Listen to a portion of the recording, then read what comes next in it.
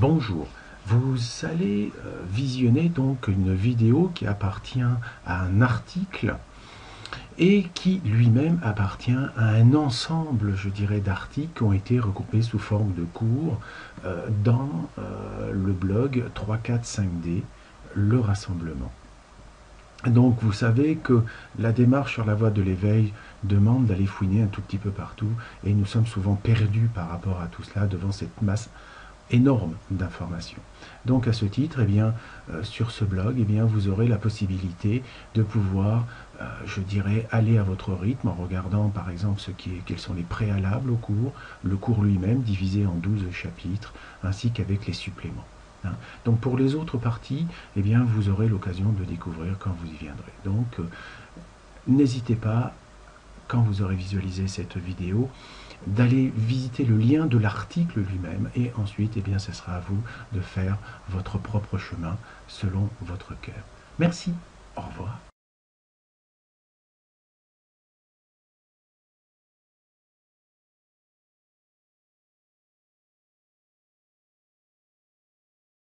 Bonjour.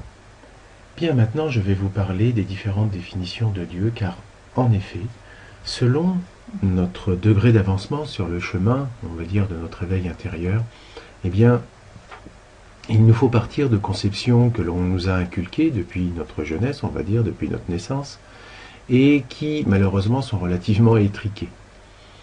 Mais bon, comme dirait l'autre, il faut bien démarrer avec quelque chose. Donc nous allons voir quelle est généralement la vision qui est donnée à ce qu'on appelle au préhumain, ce que j'appelle le préhumain de 3D, c'est-à-dire quelqu'un, on va dire, de normal, tout simplement, considéré comme normal.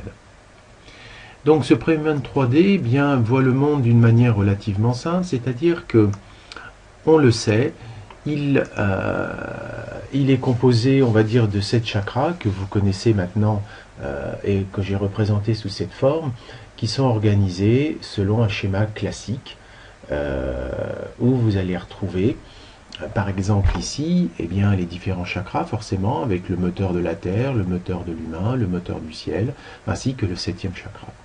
Voilà grosso modo à quoi se limite, je dirais, le monde de quelqu'un de normal aujourd'hui, on va dire, et qui suit, on peut dire n'importe quelle religion. Donc il est enfermé dans cette conception. Donc pour mieux faire comprendre un tout petit peu cette notion, je vais introduire ce que j'appelle les définitions. Et les définitions, ce sont en fait ce que j'appelle Dieu, l'âme et l'homme. Et donc j'ai pris des couleurs différentes que je vais venir rajouter sur les différents chakras, ou enfin on va dire sur la conception que l'on a d'un individu. Donc d'abord, en règle générale, nous allons commencer par exemple par l'homme. L'homme, en règle générale, s'identifie à cette partie de lui-même qui est ni plus ni moins le corps. C'est-à-dire, nous allons retrouver tout ce qui va toucher son monde à lui. En clair, premier chakra, l'argent, la matière. Deuxième chakra, la vie, la famille, la sexualité. Troisième chakra, tous les systèmes, on veut dire, liés au mental, c'est-à-dire au jugement, à la comparaison et au pouvoir, donc à la compétition. Donc le monde du préhumain s'arrête à la compétition, à généralement ce qu'il va appeler la vie, c'est-à-dire aussi deuxième chakra, la bonne bouffe, et puis aussi tout ce qui va toucher la reproduction et l'argent. Voilà son monde pour l'instant. Ensuite, généralement, il considère que son âme vient se mettre ici, c'est-à-dire sur le 4e chakra, où c'est au niveau du cœur, donc, si vous avez le cœur ici, et donc au niveau de ce 4e chakra, lui, c'est là qu'il y a son âme. C'est là qu'il ressent les sentiments, c'est là qu'il communique avec lui-même. Et grâce à cette communion, il va pouvoir toucher ce qu'on appelle Dieu. Et donc Dieu, généralement, va se situer dans les 3 chakras supérieurs, c'est-à-dire que Dès que l'on va toucher le cinquième chakra, qui est donc, on va appeler la gorge, c'est la co-création pour lui, avec tout ce qui va toucher la pensée co-créative, enfin tout le Bataclan, quoi. Et ensuite, le chakra 6, c'est bien sûr le fameux troisième œil, là que ça permet d'aller voir ce qui se passe dans les autres mondes, parce que au-delà de cet autre monde, il existe forcément le septième chakra, c'est-à-dire Dieu lui-même. Tout simplement. Donc, voilà son monde. Alors, concrètement, comment peut-on, je dirais, mettre ça clairement? Eh bien, on va voir que pour lui, tout ce qui va toucher ici le septième chakra, c'est le paradis. Par contre, ce qui va se toucher entre cette première ligne ici, la première ligne de l'oubli que j'ai notée, et la deuxième ligne de l'oubli, eh bien, ça s'appelle le haut astral. Et dans ce haut astral, eh bien, effectivement, il y a un individu qui s'appelle Lucifer. Donc, nous sommes tous condamnés d'une certaine manière, à être entre les griffes de Lucifer dès qu'on va vouloir pointer son nez du côté du paradis. Je vous fais un résumé. Ensuite, eh bien, on va passer, si on a fait le haut astral, nous allons passer au bas astral, qui lui, forcément, va se trouver là où, bien sûr, vit l'homme en règle générale, et donc c'est le domaine d'Ahriman, et donc, bien, tout en bas, on va trouver l'enfer.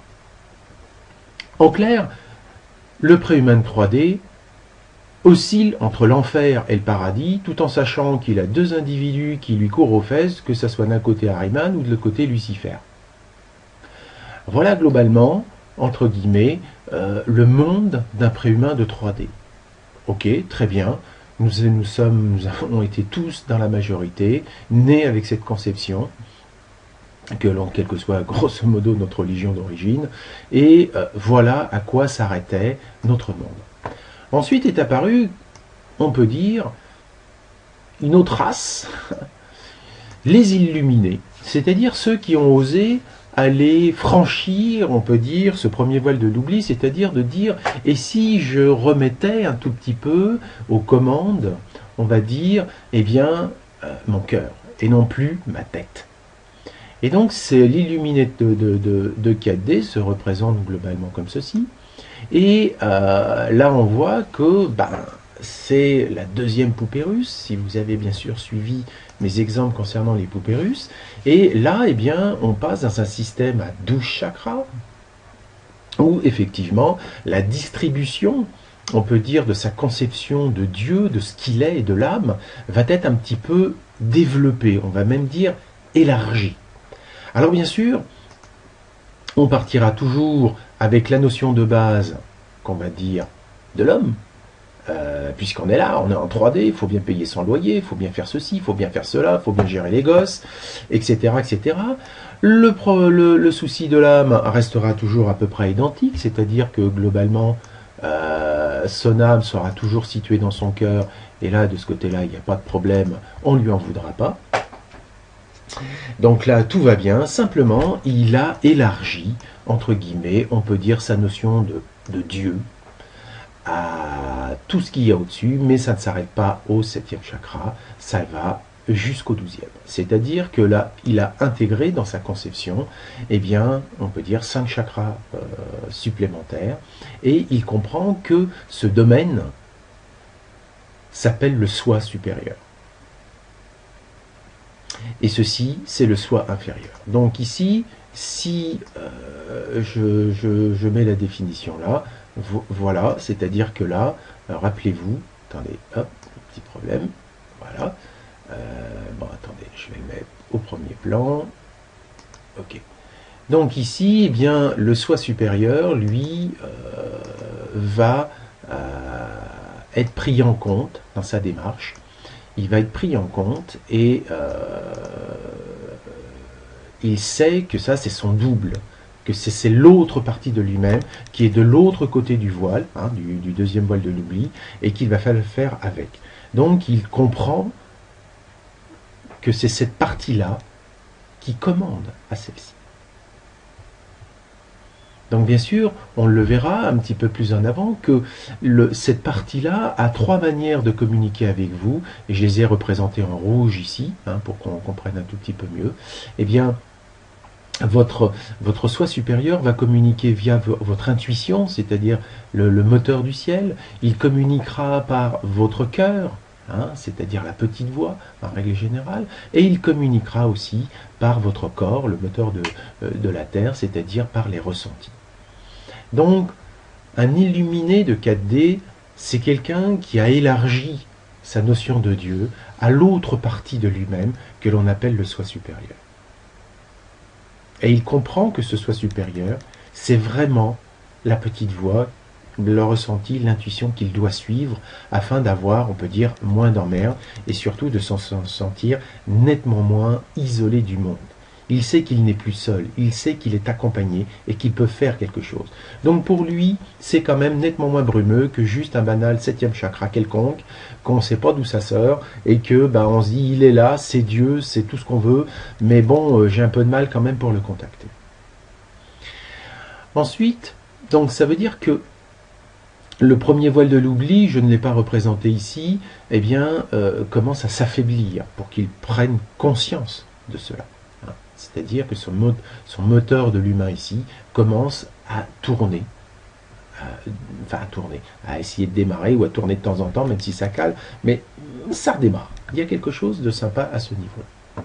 Ensuite, vous pouvez vous imaginer qu'on va passer, maintenant, à ce que j'appelle l'ascensionné de 5D, qui lui va avoir une autre conception, qui bien sûr va être encore plus étendue que celle de l'illuminé de 4D, et qui va correspondre à ceci. C'est-à-dire que là, nous avons effectivement affaire, donc là je vais déplacer par exemple ceci ici, je déplace donc l'ascensionné de 4D, et nous pouvons voir que effectivement l'ascensionné, on va dire qui est en 5D, lui prend conscience qu'il existe donc 24 dimensions, qu'il a bien 12 chakras qui sont incarnés, donc il sait que le soi supérieur et le soi inférieur se situent ici, mais il sait aussi qu'il va avoir les parties ici au-dessus, qu'on appelle le grand soi, enfin on va dire le grand soi qui est donc la partie supérieure, et que j'ai subdivisé en deux sous-catégories, ce que j'ai appelé le grand soi essence et le grand soi énergie. Parce qu'en effet, il y a une nuance que l'on peut apporter, et celle-ci va s'éclairer tout particulièrement quand je vous parlerai de l'ADN et des différentes couches de l'ADN. Ça s'éclairera pour vous. Mais pour l'instant, je suis bien obligé de prendre par un bout pour vous expliquer le cercle. Donc, grosso modo, un ascensionné de 5D, c'est un homme qui dit « j'ai une partie incarnée qui est là. Elle est complète. J'ai 3 moteurs à faire fonctionner. J'en suis pleinement conscient. Mon âme, c'est-à-dire ce que certains appelleraient mon essence, en fait, n'est ni plus ni moins que la partie de mon moi supérieur, du soi supérieur, c'est-à-dire l'autre partie de moi qui est incarnée, c'est-à-dire celle qui vit avec moi dans mon quotidien et auquel j'obéis sans discussion. Donc on voit que c'est déjà un grand progrès. Et forcément, la notion de Dieu, à ce moment-là, va prendre toute l'ampleur restante, c'est-à-dire tout le terrain qui reste, qui est celle-ci, c'est-à-dire toute la partie du grand soi. Alors, j'ai fait un distinguo dans le grand soi, parce que, en fait, il y a 2 parties que souvent, bien sûr, on met tout ensemble, mais dans la réalité, il y a une séparation. Une séparation dans le sens que, ici, le grand soi essence est ce qu'on appelle le féminin, c'est-à-dire que c'est celui qui correspond à la vibration pure. Et donc, nous allons l'appeler l'un. Et l'un est constitué, entre guillemets, ou se subdivise après, ensuite, ce qu'on appelle, dans ce qu'on appelle la source ou l'esprit. Mais j'y reviendrai quand j'en parlerai de l'ADN plus précisément. Donc ça, c'est l'un. Il n'est pas incarné, il ne peut pas s'incarner et ne touche en rien avec l'incarnation. Par contre, celui-ci, le créateur, le grand soi énergie, est la partie féminine, bien sûr, du grand soi, mais aussi masculine. C'est sa partie, on va dire, féminine, masculine, c'est-à-dire qui peut mettre en œuvre dans la matière, selon la vibration. Et ceci, bien, nous pouvons l'appeler le créateur. Donc, quand on se réfère au créateur, nous nous référons plus particulièrement à cette partie-là, tout en sachant que cette partie-là obéit à celle-ci.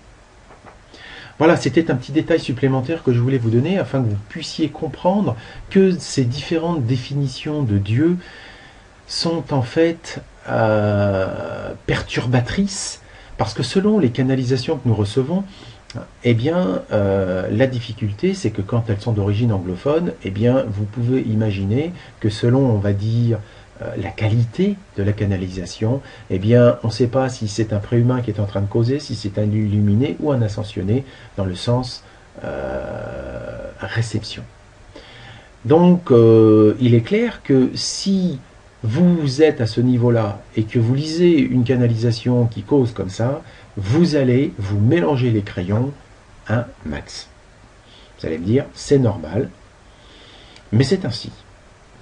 Et c'est pour ça que quand nous parlons de multidimension, eh bien ici c'est la vision du mental, ici on a la vision du cœur, et ici on a la vision, on va dire, de l'essence, de ce qui est au-delà, entre guillemets, du cœur.